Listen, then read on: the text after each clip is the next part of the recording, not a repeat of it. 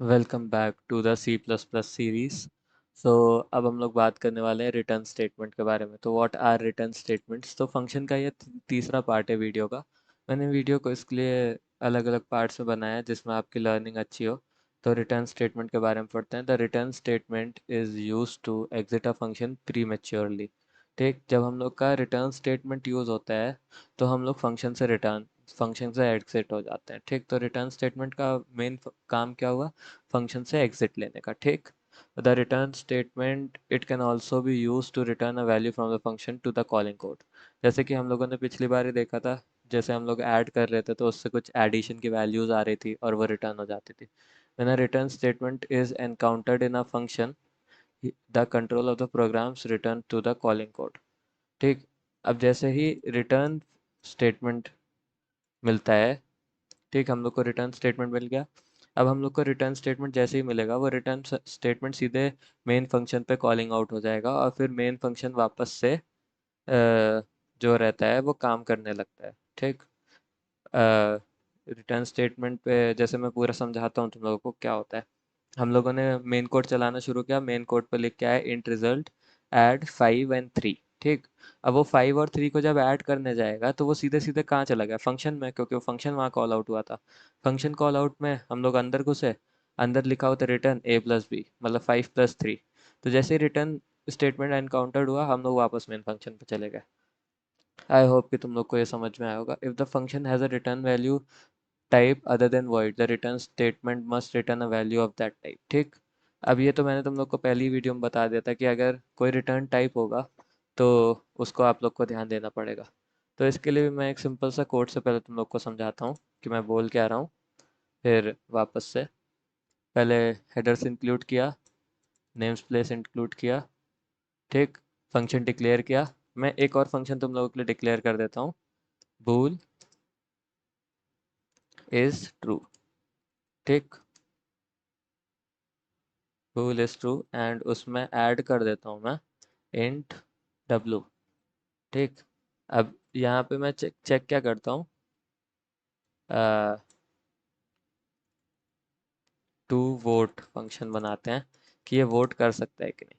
तो यहाँ पे हम लोग ले लेते हैं एक पैरामीटर जिसका नाम है एज।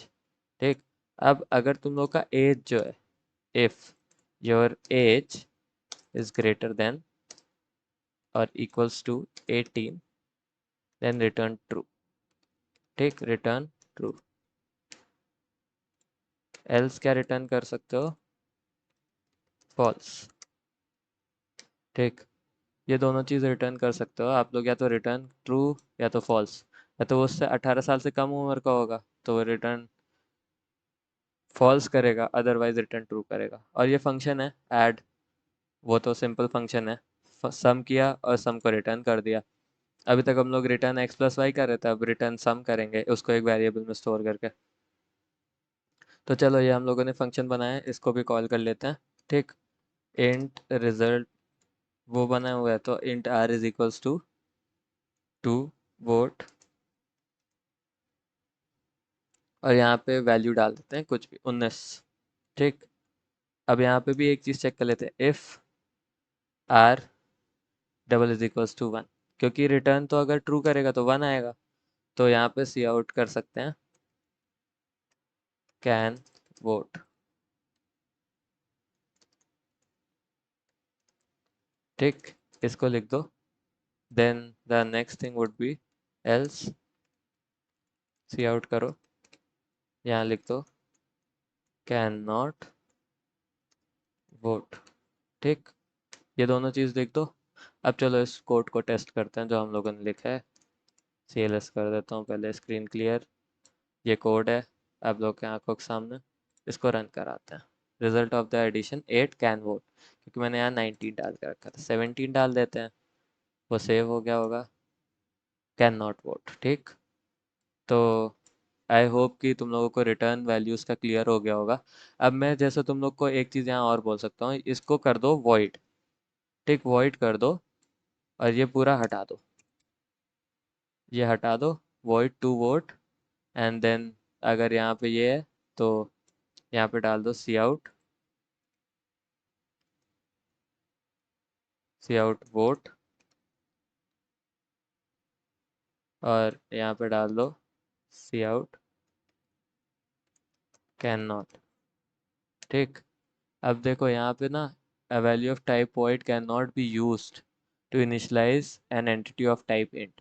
तो तुम लोग को ये याद रखना पड़ेगा कि अगर वैल्यू तुम्हारा कोई void है तो तुम int पे यहाँ पे इनिशियलाइज नहीं कर सकते। अब तुमने यहाँ पे int इनिशियलाइज कर दिया है तो दैट मीन्स कि वो एरर आएगा, तो तुम उसको चला नहीं सकते हो। ठीक।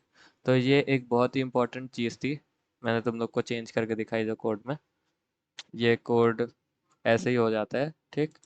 तो आई होप कि तुम लोग को रिटर्न का भी जो मैंने फंडा समझाया वो क्लियर हो गया हो। और हम लोग मिलते हैं अगली वीडियो में, जहाँ पर हम लोग शायद एरेस के बारे में डिस्कस करेंगे। लेट मी जस्ट सी, अगली वीडियो, हाँ, एरेस के बारे में डिस्कस करेंगे। तो मिलते हैं अगले वीडियो में। Thank you.